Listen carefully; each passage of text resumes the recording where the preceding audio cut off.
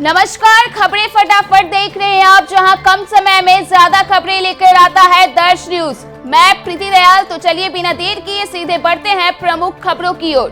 BPSC की ओर से दूसरे चरण में 1,21,000 से अधिक पदों के लिए परीक्षा ली गई।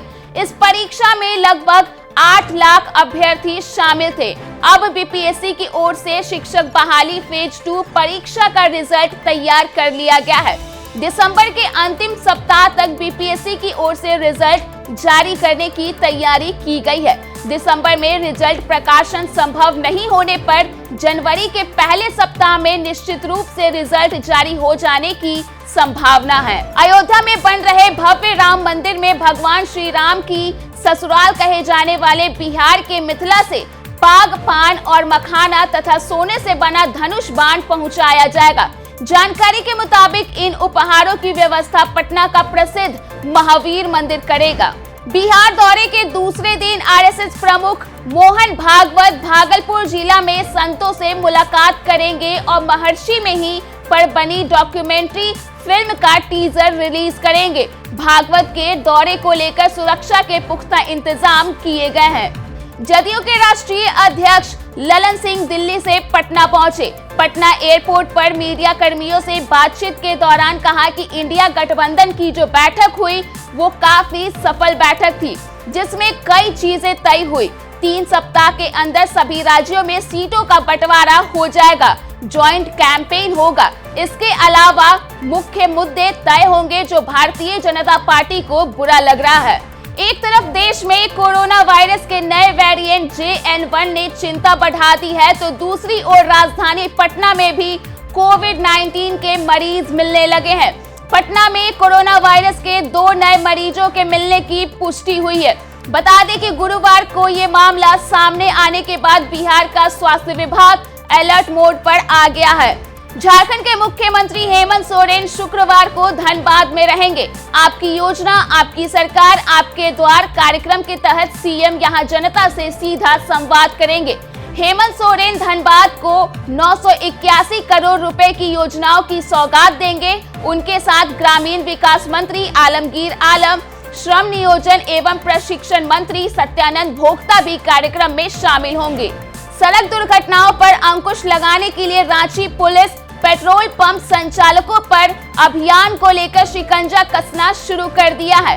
Police no helmet no petrol अभियान को सख्ती से लागू कराएगी। रांची पुलिस ने सभी पेट्रोल पंप संचालकों को इस अभियान को सख्ती से पालन करने का निर्देश दिया है। एलपीजी सिलेंडर के दाम में 1 जनवरी से पहले कटौती हो गई है। आज यानी कि 22 दिसंबर से ही दिल्ली से लेकर पटना तक एलपीजी सिलेंडर 39.50 रुपए सस्ता हो गया है।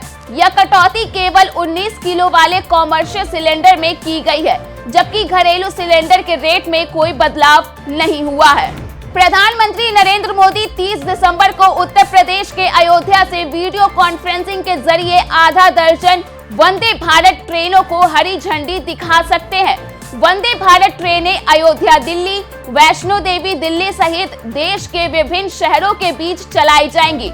इसके साथ ही प्रधानमंत्री पुल पुश तकनीक वाली अमृत भारत नामक 2 ट्रेन भी रवाना करेंगे।